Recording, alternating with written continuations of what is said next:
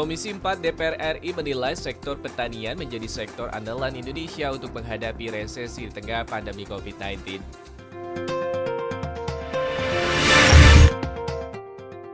Dalam kunjungan kerja ke Provinsi Sulawesi Tenggara, Komisi 5 DPR RI mengapresiasi program bantuan stimulan perumahan swadaya dan pembangunan bendungan, serta pembangunan kolam retensi dan tanggul di Sungai Wanggu, serta peningkatan kapasitas drainase dalam kota Kendari.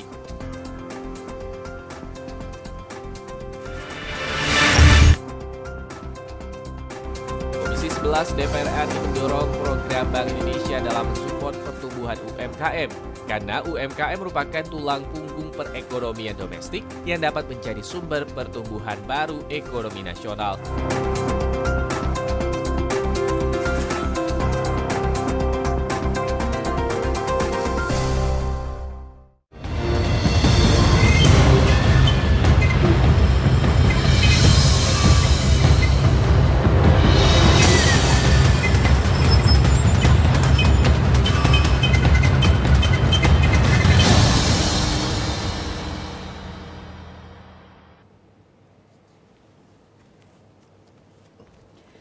Selamat pagi pemirsa, apa kabar? Tentunya Anda berjumpa kembali bersama kami dalam acara yang selalu akan memberikan inspirasi maupun wawasan baru untuk Anda, yaitu Suara Parlemen bersama saya Yusri Hayanti dan rekan saya. Saya Wendy Nugroho. Pada pagi hari ini memang kami hadir lebih awal ya pemirsa ya, karena nanti juga akan kami berikan ada beberapa acara yang akan diberikan kepada Anda secara live ataupun secara siaran langsung, karena memang ada beberapa kegiatan walaupun ini masih di dalam masa reses. Tapi jangan lupa pemirsa, dimanapun Anda berada tetap harus menjalankan protokol kesehatan yang memang sudah diberlakukan, baik itu menjaga jarak, menggunakan masker, dan selalu mencuci tangan. Angka yang namanya terpapar semakin bertambah, bingung lihatnya.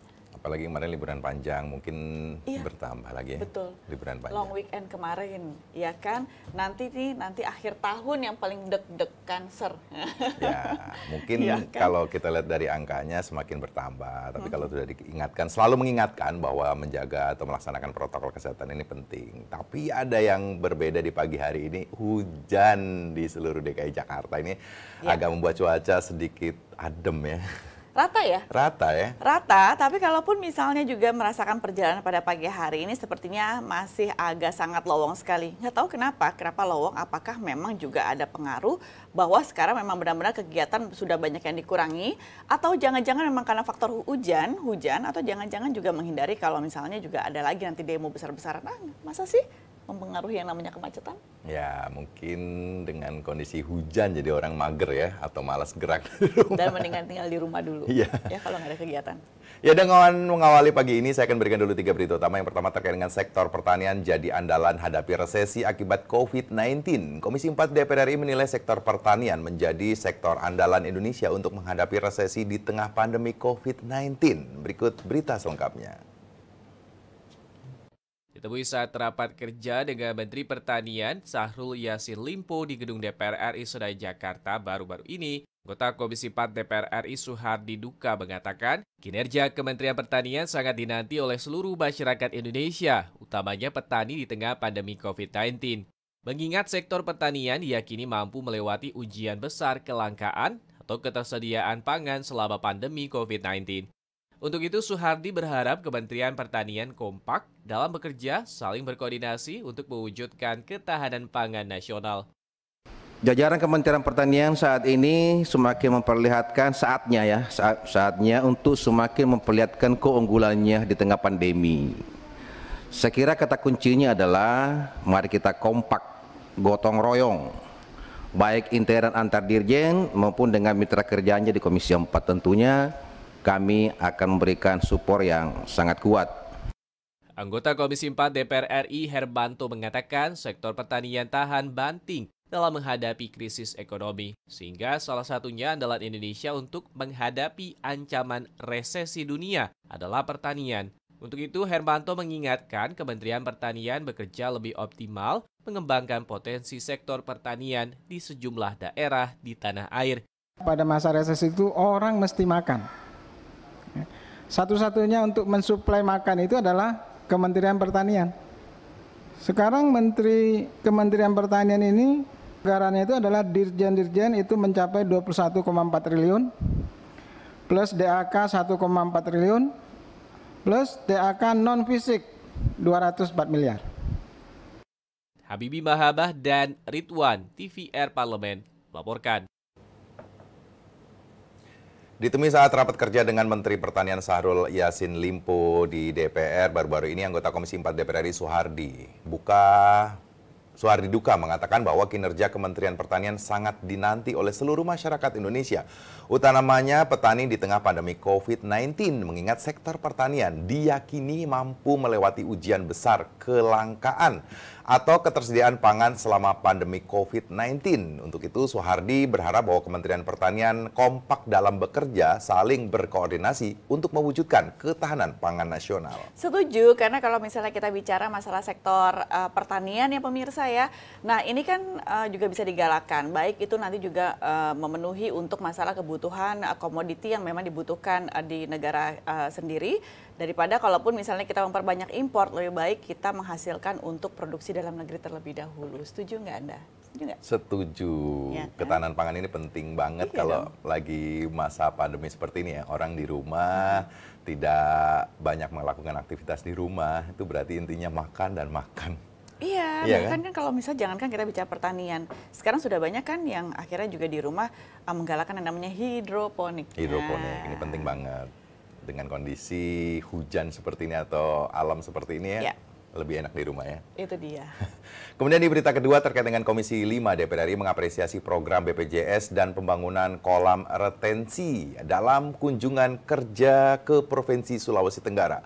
Komisi 5 DPR RI mengapresiasi program bantuan stimulan perumahan swadaya dan pembangunan bendungan, serta pembangunan kolam retensi dan tanggul di Sungai Wangu, serta peningkatan kapasitas drainase dalam kota Kendari.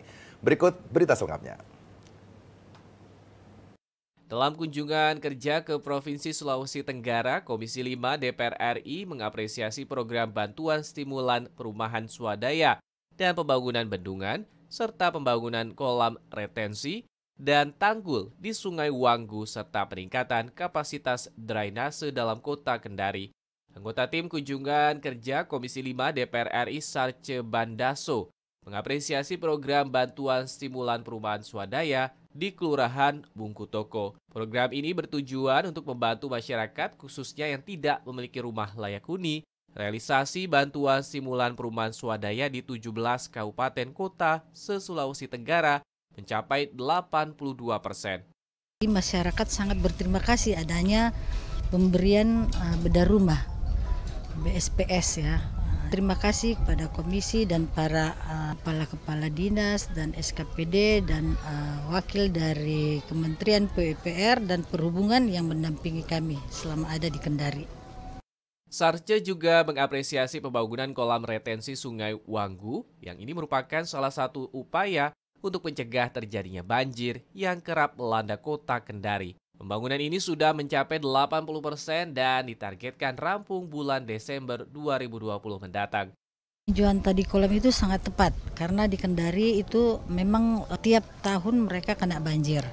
Pembuatan waduk untuk penanganan banjir. Mudah-mudahan ke depan itu bisa membantu masyarakat untuk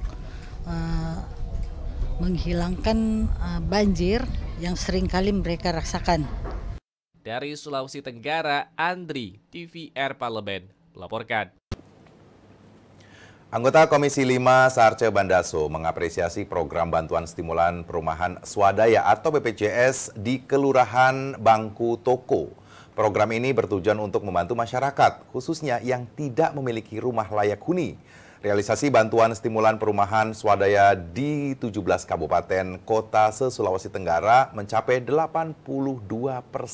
Oh, ini bentuk juga realisasi dari infrastruktur yang memang diberikan oleh pemerintah ya kepada masyarakat khususnya di Kota Kendari. Dan kalaupun misalnya juga ini nanti sudah ada beberapa infrastruktur yang sudah dibuat setidaknya juga untuk membantu kesejahteraan masyarakat ataupun misalnya juga memperbaiki kondisi kehidupan di sana ya. Ya, masalah perumahan ini juga menjadi hal yang sangat penting ya buat kita untuk saat ini, terutama belum memiliki hunian atau rumah, ini penting banget ya. Itu dia, belum juga lagi untuk masalah pembuatan bendungan, setidaknya memperbaiki untuk masalah drainase yang ada di sana ya kan. Ya, kalau nggak ada bendungan lagi-lagi pasti dampaknya banjir, misalnya nggak ada tampungan air ya. Nah, itu dia. Kemudian di berita ketiga, Komisi 11 DPR RI dorong program Bank Indonesia tumbuhkan UMKM. Komisi 11 DPR RI mendorong program Bank Indonesia dalam mensupport pertumbuhan UMKM. Karena UMKM merupakan tulang punggung perekonomian domestik yang dapat menjadi sumber pertumbuhan baru ekonomi nasional. Berikut berita selengkapnya. Ditemui saat kunjungan kerja reses ke Kota Bandung, Jawa Barat baru-baru ini, anggota Komisi 11 DPR RI Heri Gunawan menuturkan Bank Indonesia berencana mengembangkan para wirausaha pemula. Pasalnya di masa pandemi saat ini, wirausaha pemula bisa lebih dikembangkan dengan raihan modal antara 1 juta hingga 20 juta rupiah. Heri Gunawan mengatakan Presiden Jokowi melalui Omnibus Law yang baru saja disahkan membuka kemudahan berinvestasi untuk para investor. Juga kemudahan untuk mendirikan usaha UMKM atau koperasi dengan persyaratan yang sangat mudah. Tentunya kalau di satu sisi undang-undang ini bisa berjalan, sisi positifnya, di sisi yang lain mitra kami di Komisi 11, baik dari Kementerian Keuangan, dari BI ataupun dari OJK dan perbankan, bisa mensupport ini, tentunya ini akan menjadi sebuah langkah sinergi yang sangat baik agar UMKM bisa tumbuh dan berkembang khususnya di Jawa Barat. Anggota Komisi 11 DPR RI Vera Febianti mengatakan, pemulihan ekonomi nasional yang dicanangkan pemerintah dalam rangka penanganan COVID-19 perlu mengedepankan pemberdayaan UMKM yang sangat terdampak COVID-19. Saya kira ini luar biasa apa yang dilakukan oleh Bank Indonesia, yang memang mereka mempunyai program sosial PSBI yang dimana mereka juga banyak membantu UMKM untuk bisa sustainable, artinya mereka bisa berkelanjutan melaksanakan usahanya walaupun ada pandemi COVID-19 ini. Dari Bandung, Jawa Barat, Fitian Aunilah, TVR Parlemen, melaporkan. Anggota Komisi 11 Heri Gunawan mengatakan Bank Indonesia berencana mengembangkan para wirausaha pemula. Pasalnya di masa pandemi saat ini, wirausaha pemula bisa lebih dikembangkan dengan raihan modal antara 1 juta hingga 20 juta rupiah. Dan Heri Gunawan juga mengatakan bahwa Presiden Jokowi melalui Omnibus Law yang baru saja disahkan membuka kemudahan berinvestasi untuk para investor, juga kemudahan untuk mendirikan usaha UMKM atau koperasi dengan persyaratan yang sangat mudah. Dan oleh karena itu, para mitra Komisi 11 diharapkan dapat mendukung UMKM sehingga pertumbuhan ekonomi bisa terdorong dari daerah dan dapat dirasakan oleh masyarakat. Karena kalau misalnya ini UMKM ini sudah terbukti bahwa ini adalah salah satu tulang punggung ataupun penopang daripada perekonomian di Indonesia ya. Terjadi waktu tahun 98 ya, yang saat Indonesia juga mengalami krisis ekonomi, maka UMKM yang masih kuat untuk bisa menjadi tulang punggung ataupun penopang perekonomian di negara kita. Ya. Nah, kalau sekarang masuk pada, sebenarnya termasuk krisis juga, dengan masuknya masa resesi di masa pandemi ini, juga setidaknya memang harus kekuatan UMKM kembali yang harus dikuatkan oleh pemerintah. Dalam hal ini memang pemerintah sudah memberikan berbagai stimulan-stimulan melalui beberapa program untuk UMKM Indonesia. Penting banget untuk bisa meningkatkan UMKM. Jadi membeli produk dalam negeri ataupun produk-produk UMKM ini minimal kita bisa berpartisipasi terhadap bangsa bahwa bisa menumbuhkan ekonomi nasional ini, bisa minimal adalah kenaikannya ya. Nah, sudahkah Anda menggunakan produk lokal? Nah, ini pertanyaannya ya. Jadi kalaupun misalnya memang UMKM adalah salah satu tulang punggung dalam perekonomian saat ini pemirsa di masa pandemi, jadi kita harus sama-sama menggalakkan semua menggunakan produk dalam negeri ataupun produk lokal agar semua bisa tumbuh kembali. Pemirsa, jangan kemana-mana karena setelah ini kami akan hadir dengan beberapa surat kabar yang terbit pada pagi hari ini. Jangan kemana-mana, masih bersama kami tentunya di Suara Parlemen.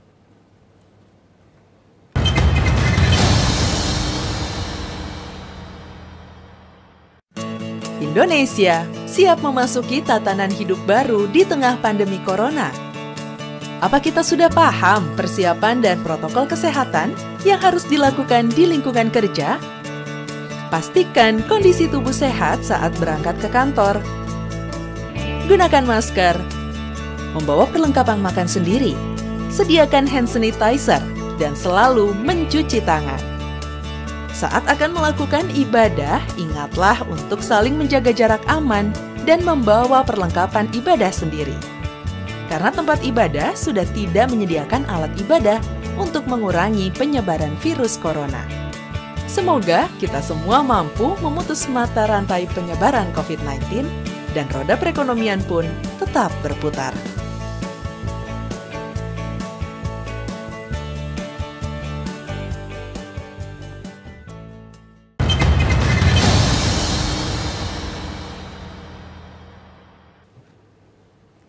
Pada pagi hari ini pemirsa, tentunya kami sudah menyiapkan 2 surat kabar yang terbit hari ini. Di antaranya yaitu ada Harian Kompas, begitupun juga ada Koran Tempo yang sudah kami persiapkan. Nah, apa saja yang menjadi headline dari surat kabar pada pagi hari ini sepertinya masih berkaitan juga ya di masa pandemi ini yang sampai saat ini juga kita belum tahu sampai kapan ini akan berakhir. Tentunya kami akan berikan ke hadapan Anda, kami masuk dalam headline surat kabar.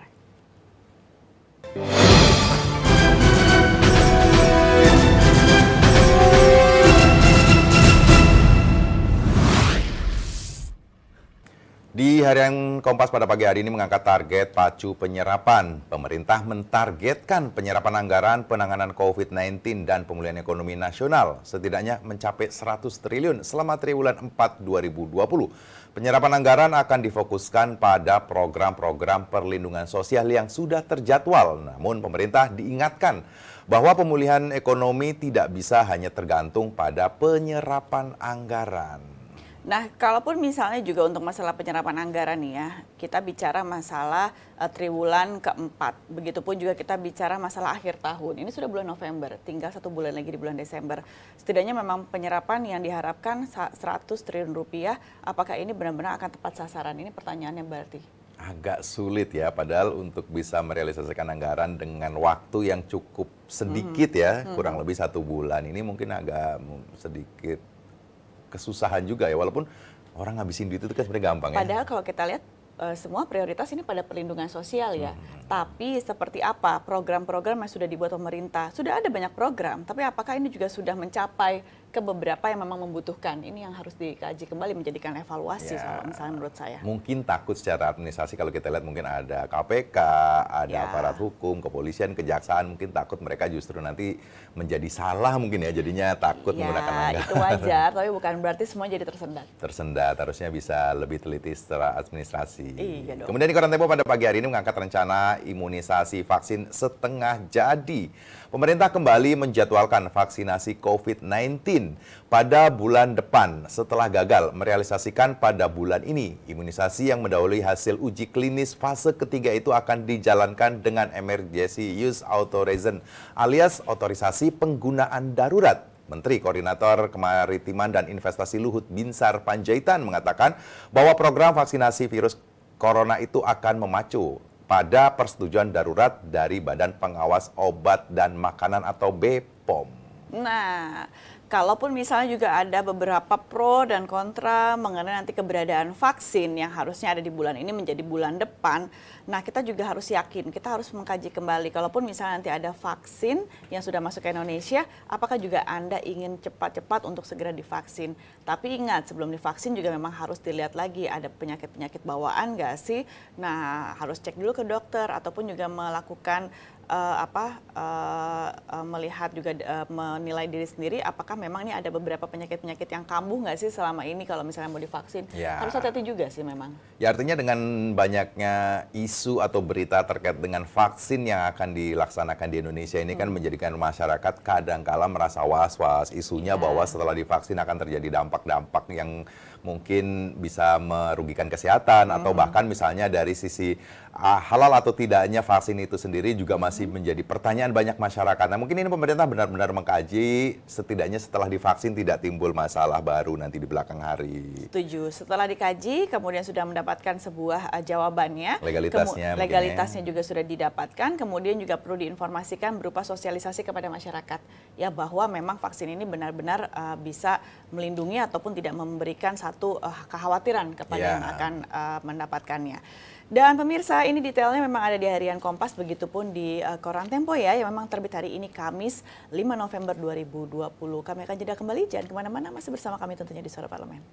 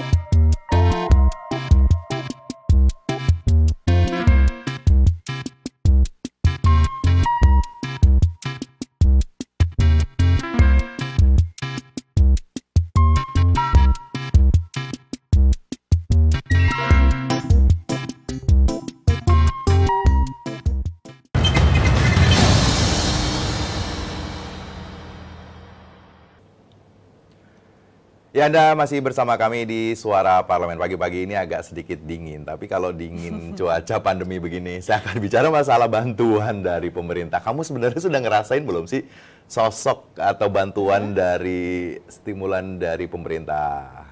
Pernah ngerasain belum sih? Kalau bantuan besar, bantuan ataupun program bantuan dari pemerintah, secara pribadi saya belum merasakan. Belum pernah. Mungkin bisa dikatakan kamu tidak bergaji 5 juta ke bawah, kamu bukan pelaku UMKM, kamu bukan pelajar yang mendapatkan subsidi misalnya dari pemerintah kuota. Mungkin jadi banyak sekali yang kita atau banyak teman-teman juga tidak merasakan bantuan. Ataukah memang dengan kondisi banyak masyarakat yang tidak mendapatkan bantuan ini, akhirnya daya belinya itu juga turun ya? Tapi kalau misalnya kita bicara daya beli turun ya memang secara global. Atau misalnya secara general, pasti daya beli sekarang saat ini juga sangat turun. Tapi juga ada beberapa juga teman-teman yang mengatakan yakin Yus, karena kalau misalnya ngeliat keadaan kayaknya semua orang seperti nggak ada apa-apa deh. Masih belanja aja, beli aja. Jadi sebenarnya ada beberapa titik-titik ataupun beberapa sektor yang memang juga kita bisa bicara bahwa daya beli turun. Tapi secara global atau secara general ya memang benar daya beli ini sangat turun. Tapi padahal katanya bantuannya sangat besar, yakin. Kalau bantuannya sih mungkin nggak besar-besar banget. Mungkin pemerintah juga menghitung uang yang ada ya, disimpan misalnya untuk dibagikan misalnya terkait dengan bantuan kepada masyarakat yang tidak mampu misalnya, atau yang bergaji di bawah 5 juta, bagi pekerja mungkin dengan jumlah yang tidak begitu besar, ya mungkin ini membuat daya belinya juga nggak bisa terdongkrak untuk naik ya. Banyak yang mengatakan bahwa ini bantuan sangat besar ataupun besar ini sebuah kerelatifan ya, relatif ini masalah kita bisa besar. Besar itu menurut siapa dan akan dipergunakan untuk apa? Nah, kalaupun misalnya bantuan besar, mengapa daya beli turun? Ini akan kami angkat ke hadapan Anda pada pagi hari ini pemirsa. Tapi kami berikan dulu informasinya lengkapnya dalam tajuk Suara Parlemen berikut ini.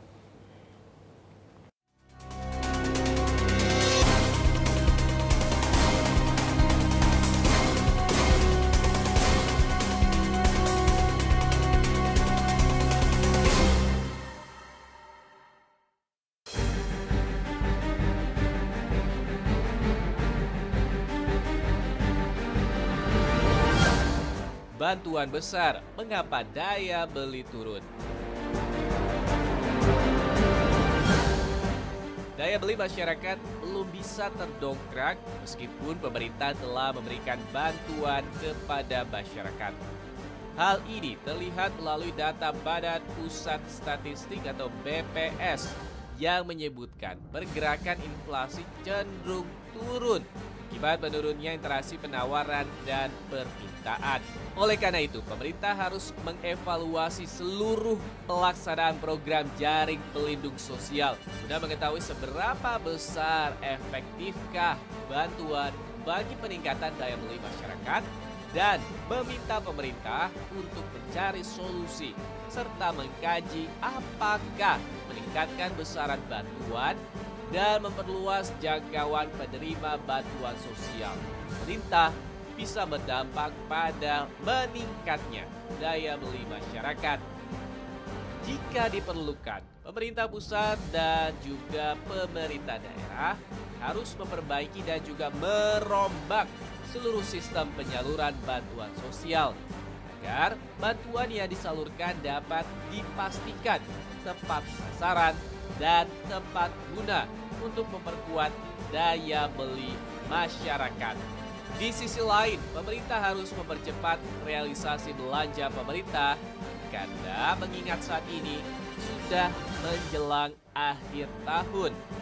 Hal ini diharapkan dapat meningkatkan pertumbuhan ekonomi sehingga diharapkan pada kuartal keempat perekonomian Indonesia dapat membaik.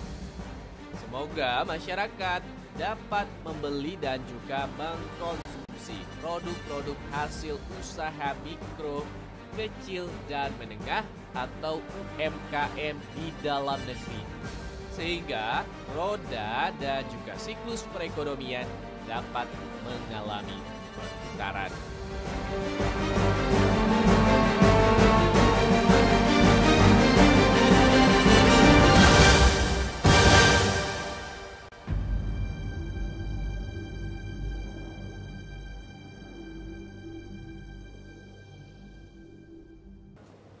Penyaluran bantuan langsung tunai atau BLT terus berlangsung, namun daya beli masyarakat tak sebaik yang diharapkan. Padahal sejumlah bantuan diberikan oleh pemerintah atau bantuan tersebut penting dilakukan agar daya beli masyarakat tidak semakin turun sebagai imbas dari pandemi COVID-19. Ekonom dari Universitas Padjadjaran Yayan Satyaki mengatakan bahwa berdasarkan perhitungan yang ia lakukan dengan menggunakan data Susenas dan mobilitas penduduk yang diperoleh dari data Waze harian dengan pendekatan difference to difference berpihak terlihat terjadi penurunan daya beli masyarakat Jawa Barat selama Februari hingga April 2020. Angka sementara penurunannya mencapai 55% dibandingkan dengan situasi normal. Penurunan tersebut sering mulai diberlakukannya physical distancing dan pembatasan sosial berskala besar atau PSBB. Nah, nih ya, kalaupun misalnya juga kita bicara kembali untuk masalah bantuan yang diberikan berkaitan dengan juga perlindungan sosial. Jumlahnya memang sangat besar sekali, tapi tetap daya beli tetap saja turun. Karena sebenarnya pemberian bantuan ini belum merata. Kalau misalnya saya melihat pemerataan secara pribadi ini belum berjalan dengan baik. Jadi dikatakan tepat sasaran atau tidak, ya memang ada di beberapa titik tepat sasaran. Tapi banyak juga di berbagai sektor ini belum tepat sasaran. Setuju nggak? Mungkin jumlahnya dilihat dari secara global ya, bahwa pertumbuhan atau daya beli masyarakat itu tidak ada grafik yang signifikan mungkin ya dilihatnya. Jadi dengan bantuan yang sudah banyak. Gitu bantuan tetap diberikan, tapi kalau misalnya kita lihat juga daripada pendapatan dari masing-masing pekerja saja, maaf untuk di beberapa kantor atau perkantoran swasta, gaji dipotong. Ya kan? Hingga 30 sampai 40%. Nah, bagaimana supaya tetap masyarakat ini bisa survive apabila juga pendapatannya dipotong? Ya pasti daya beli turun kan? Ya, mungkin banyak faktor yang mengatakan bahwa masyarakat kadangkala merasa enggan untuk memberikan atau menggunakan uangnya untuk bisa berbelanja misalnya dengan kondisi seperti ini, buat masyarakat yang konon dengan bantuan yang tidak cukup besar mungkin ya, walaupun buat masyarakat tertentu ini cukup bisa membantu, tapi mungkin nominalnya bisa dikatakan tidak bisa menjadi hal yang prioritas bahwa daya beli masyarakat itu bisa naik lagi lah gitu ya. Karena sulit sekali, dikala juga memang di masa pandemi kita diharapkan ataupun diharuskan menjaga imun dengan baik. Ya harus butuh banyak asupan misalnya, dan sedangkan juga pendapatan ini sangat berkurang. Bantuan ya tidak terlalu banyak, jadi semuanya serba pas-pasan. Nah ini juga yang membuat juga mungkin masyarakat jadi bingung bagaimana juga bisa memanfaatkan pendapatan yang ada dengan kondisi yang ada. ya otomatis daya beli jadinya menurun. Dan di sini memang PR besar pemerintah di akhir tahun ini dengan memang dana yang ada. Tadi kita sudah sebutkan di sebelumnya di segmen sebelumnya pemirsa bahwa masih ada 100 triliun rupiah untuk di kuartal keempat ini yang akan diolah oleh pemerintah untuk diberikan kepada masyarakat. Tapi masyarakat yang mana?